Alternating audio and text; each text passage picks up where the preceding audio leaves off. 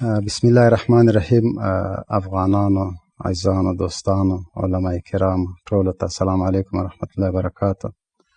زه محمد مبین چې د نظامي محکمې لخوا په 18 میاشتې بند محکوم شوی یم په پلچرخي زندان کې.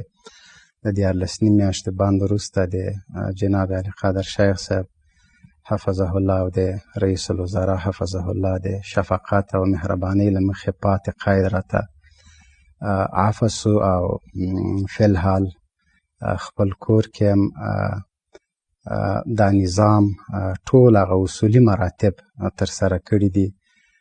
نظام زما عزت ده، نظام زما وقار ده، نظام زما جامه ده.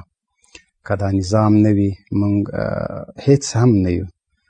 نو په هر وخت کې په هر حالت کې د خپلو نظام سره یو، له خپلو مشرانو سره یو، د دوی د امر تابعداري کوو. انسان ده، کیدای شي په تېرو 20 کلونو کې موږ نه ځینې داسې خبرې سوي چې مشرانو خوښې نه وې، خوا یې پرې بده سوې وه. نو انشاءالله په آینده کې به دغه شی نه تکراریږي. الله تعالی د تاسو عزتمن او سرلوړي لري. او په ټولو افغانانو باندې غږ کوم چې محاکم، قاضي صاحبان د همدې دپاره دي چې د نظام د اصلاح په خاطر، د انسانانو د اصلاح په خاطر زندانونه جوړ کړي تر څو زندان ته لاړ شي.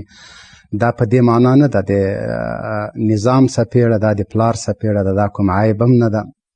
او الحمدلله په تېر 14 میاشتې قید کې یا موده کې ما سره نه کوم بد برخورد سوی ده. لکه یو ورور چې یو سړی په کور کې ساتي، د پلار مینه راکول سوې، د ورور مینه راکول سوې.